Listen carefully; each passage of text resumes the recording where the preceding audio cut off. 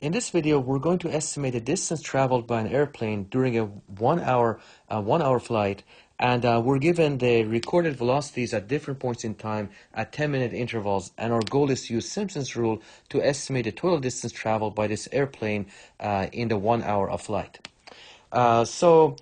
Basically, we have a table of values. At t equals 0, the velocity is 500 kilometers an hour. At t equals 10 minutes, which is really 1/6 of an hour, the velocity is 550 kilometers an hour. At t equals 20 minutes, the velocity is recorded at 575 kilometers an hour.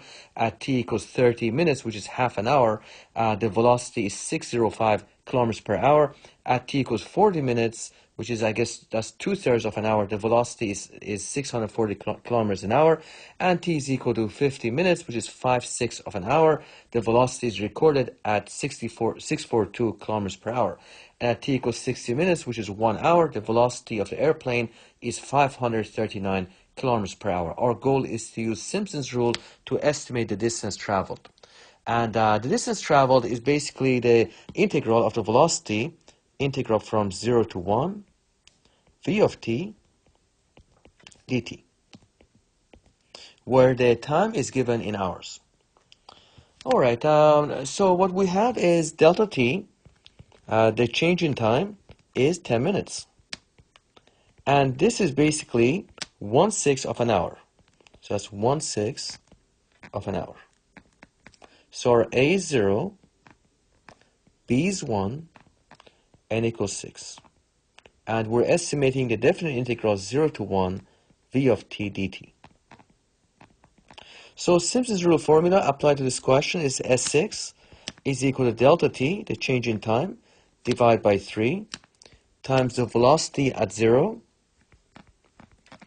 plus 4 times the velocity at 1/6 of an hour, plus 2 times velocity at 2/6, plus 4 times velocity at 3/6 of an hour, plus 2 times the velocity at 4/6 of an hour, plus 4 times velocity at 5/6, plus v of 1. S6 is delta t, which is 1/6, divided by 3, times v of 0. Well, we have this table of values, and v of 0 is 500. So let's just put these in. That's 500, plus 4 times the velocity after 10 minutes, which is 1/6 of an hour. That's 550, plus 2 times the velocity after 20 minutes, which is 2/6 of an hour.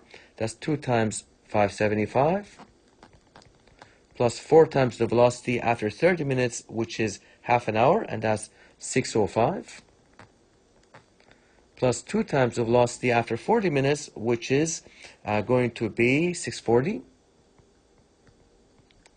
plus 4 times the velocity after 50 minutes, which is 5/6 of an hour, that's 642, plus the very last one, velocity after 1 hour, that's 539.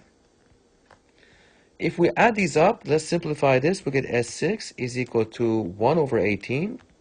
And add up all this stuff in the brackets, we'll get 10657. Plug this into a calculator, and we'll get approximately 592.06 kilometers.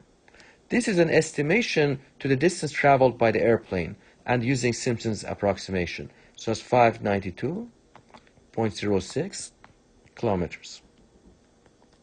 So the distance traveled by the airplane during a 1 hour flight is approximately 592.06 kilometers, using Simpson's rule, that is. Now the question is, how good is this approximation? Let's say that for the same recorded velocities, assume that the forced derivative is bounded between 0 and 2.5. Estimate the error of Simpson's approximation to the distance traveled.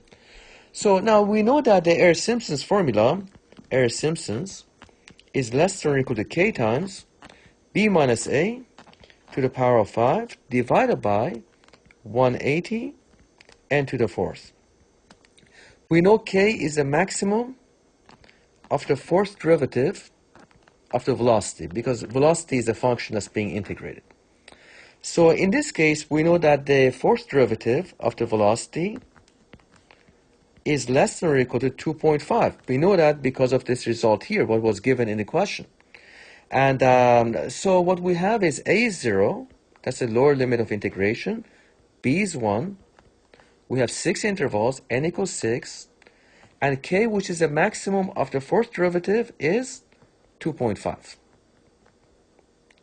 So absolute value, integral from 0 to 1, v of t dt, minus Simpson's rule approximation with 6 intervals, that's equal to absolute value of error Simpsons.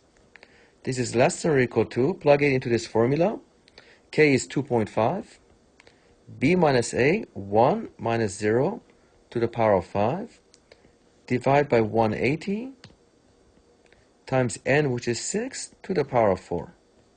If we plug this into a calculator, we'll get 0.123, 4 zeros and a 1, which is basically 1 in 100,000. So the area is quite small. All right, thanks.